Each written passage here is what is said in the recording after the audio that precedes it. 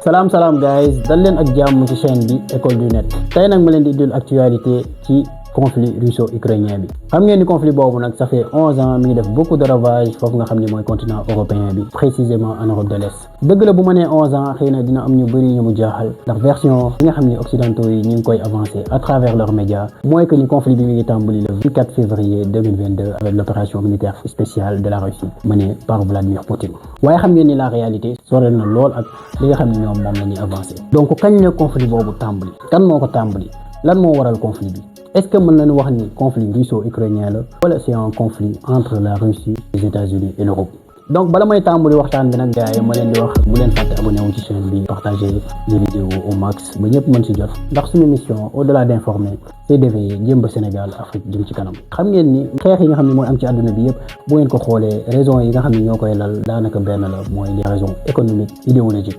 religieuses, géostratégiques, territoriales ainsi de suite. Ci loolu nag xam ngeen ni après la seconde guerre mondiale ñaari vainqueurs yi ñànkoon àdduna bi mooy les États-Unis et l'Union soviétique nga xam ne nit naan ñaari kuy mënuñu bokk benn gétt. Xam ngeen ni ay accord amoon na seen diggante ba ci Allemagne gis ngeen réunification de l'Allemagne bi tax may ñëw ci réunification de l'Allemagne bi mooy accord yi nga xamante ni que ni amoon na entre les États-Unis et l'Union soviétique. Xam ngeen ni l'Allemagne de l'Est était sous l'influence soviétique, l'Allemagne de l'Ouest sous l'influence occidentale. Léegi nag ngir ñu mën a réunifier ñaari Allemagne yooyu xam ngeen ni Russie ak américains yi dañoo def waxtaan juboo ci ni Russie nangoo réunifier l'Allemagne de l'Est ak l'Ouest autant du élargir vers l'Europe de l'Est. Loolu nag xam Russie nangoo ba tey loolu dox ba 1994 ngeen gis ni Bill Clinton bi mu ñëwee ci pouvoir bi moom moo jël accord yooyu tàmbali ko saboté di teg ay actes yoo xamante ni moo koy rapproché élargissement wu autant l'Europe de l'Est. Ci noonu gis ngeen ci lañ demee ba 1999 Hongrie, Pologne, République tchèque lay duggee autant organisation du traité de Nord-Atlantique.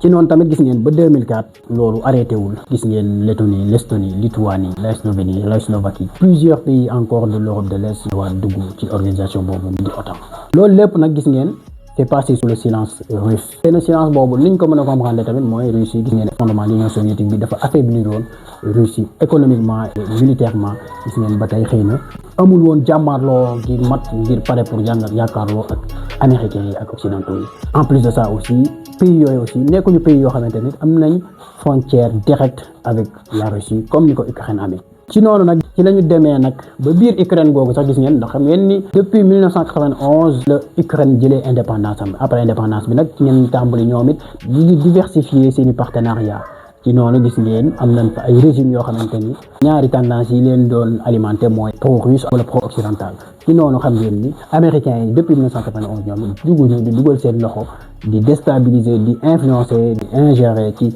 politique intérieure de l'Ukraine di jéem lépp pour Ukraine mën a dugg ci OTAN. Te xam ngeen ni loolu c'était une ligne rouge de la Russie te ni moom lépp mën na ko nangu ba mu des Ukraine bokk ci Union européenne wala mu bokk ci OTAN. Ci noonu nag gis ngeen élection bi nga xam ni moo njëkkoon a am en 2004 nga xam ni Yanukovych moom gañawoon na ko. Révolution populaire bi mu amee Ukraine bi annulé élection yooyu ndax jàpp ni dañ ko fraudé ba biñ ko defaatee ci Yushchenko moomu ñëw ci pouvoir bi gis ngeen mooy dum ñëwee am na ay réformes yu bëri yoo xam ne tegoon na ko foofu noonu gis yoo xam ne c'est pro-occidental ba nga xam ni dina yombal demlante bi ak dëkk bi ukrainiens yi ak européens yi ñu am benn espace de libre échange commun ñoom ñaar au détriment de la Russie. Ci noonu xam ngeen tamit Russie tamit ñoom rivalité yi am ba guerre d'influence bi ñu am ba en 2010 Yanukovych moomu ci la ñëwaatee ci pouvoir bi gis ngeen ba politique yi nga xamante ni tey Yushchenko moomu tegoon na ko en faveur de l'Occident moom moo ñëw changé waat ko gis ngeen ci la ñëwee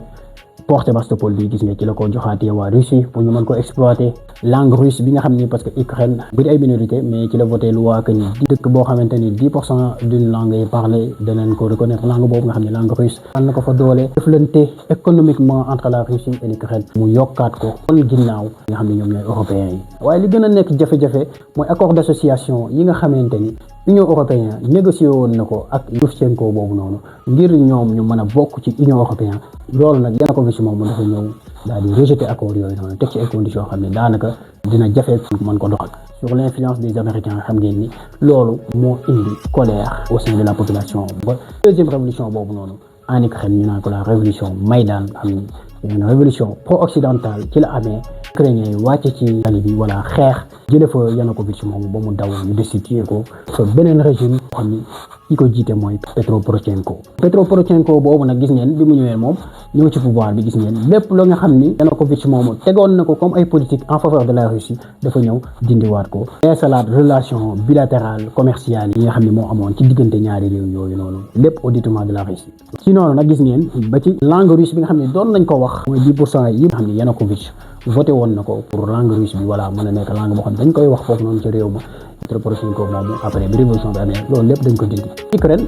dans le Donbass population yi nekk foofu noonu ils sont des Russes population russophone la mën nañu langue russe la ñuy wax ay ukrainien la mais ils parlent russe donc xam nga ni ñooñu nag décision yooyu noonu ñoom bi mu amee kontaan nañu ci la ñu jugee ay mouvements séparatistes ngir mën a ñoom jël seen indépendance. armée ukrainienne bi nag à partir de là ci la déployé armée ngir ñëw dal ci séparatiste yooyu nga xam ne dafa jàpp ni dañoo rebelle wu ba jël seen indépendance ci loolu nag la xeex doxee seen diggante ba Russie moom it ci la ñëwee yabal ay combattants pour ñoom ñu jàppale habitants yooyu nga xam ñoo nekk ci Donetsk ak Lugansk ci loolu nag gis ngeen ci la guerre bi tàmbalee en 2014 ñu naan ko la guerre du Donbass. ci noonu nag gis ngeen 2014 ba 2019 ci la Zelensky ci la ñëwee ci pouvoir bi gis ngeen bi mu ñëwee moom bi muy ñëw sax promesse yi mu doon def mooy bu ñëwee il va arrêter la guerre il va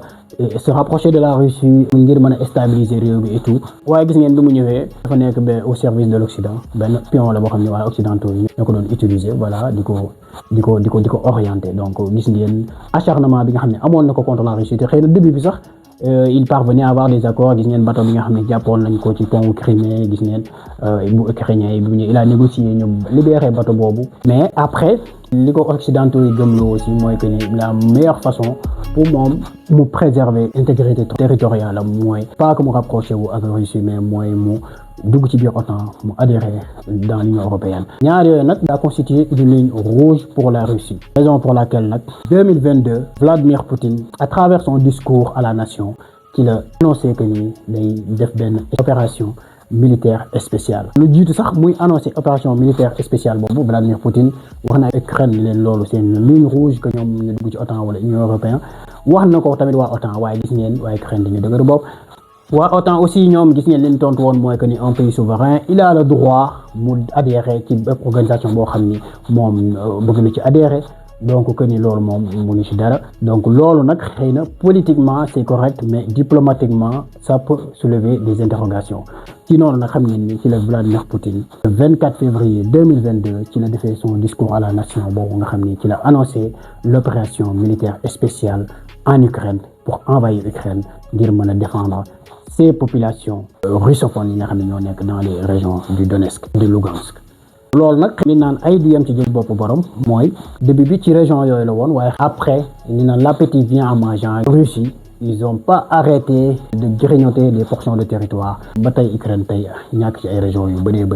donc loolu mooy guerre bi tey nag guerre bi ndax Russie mi ngi nekk di ko bëgg a gagner en tout cas d'après situation guerre bi Russie ñoo am avantage négociations yi ñoom ñu ngi koy mener ak les Américains au détriment des Européens ils sont pas invités à la table de négociation ndax Ukrainiens yi dinañ nangu conditions yi nga xam ni moom la leen Russie tegal ñu ñàkk seeni territoire renoncer à l'adhésion de l'OTAN lépp li nga xam ne ñu leen ko teg ndax dinañ ko nangu ndax Européens yi ils vont baisser les bras en tout cas même traité de paix bu dee dina am xam naa ne lu fragile lay doon xëy na dañ ci ñëwaat yeneen i waxtaan gën ko approfondir yan enseignement lañ mën a tirer ci guerre russo-ukrainienne xam nga dama jàpp ni enseignement yi ñu ci mën a tirer mooy li ci ëpp solo ndax mooy ñun tamit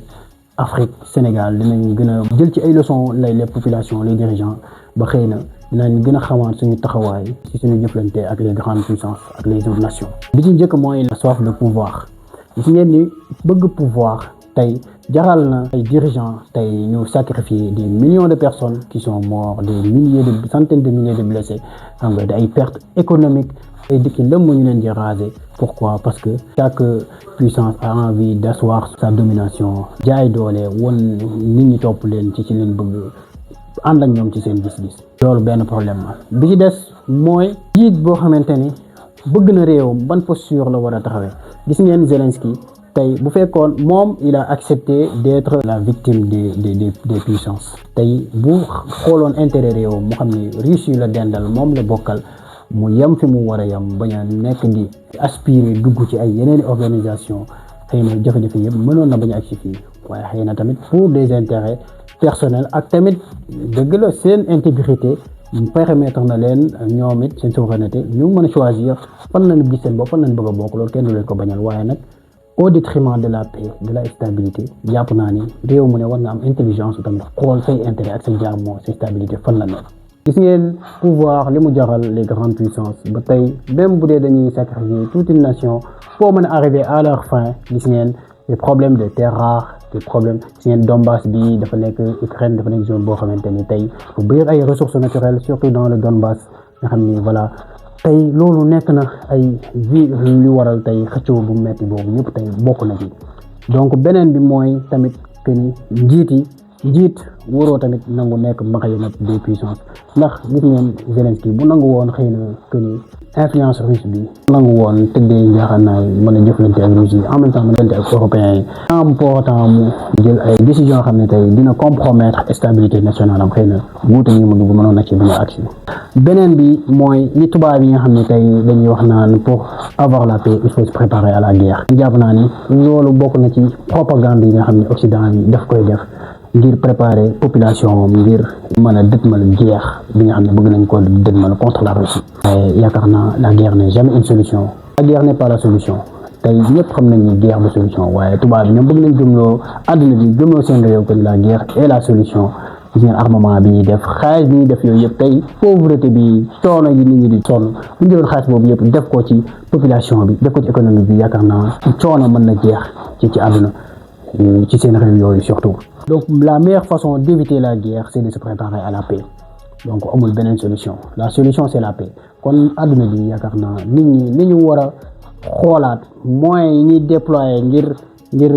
xeex bu ñu ko déployer woon ngir jàmm yaakaar naa àdduna bi dina gën a am jàmm en tout cas loolu mooy enseignement yi nga xam ne ñu tiré nañ ko ci bu dee waxtaan bi neex na leen n'hésitez pas à me le dire dans les commentaires bu ngeen amee tamit ay suggestions wala ay questions n'hésitez pas de les poser et sur cela je vous dis à très bientôt pour d'autres vidéos. Merci beaucoup guys. Ciao.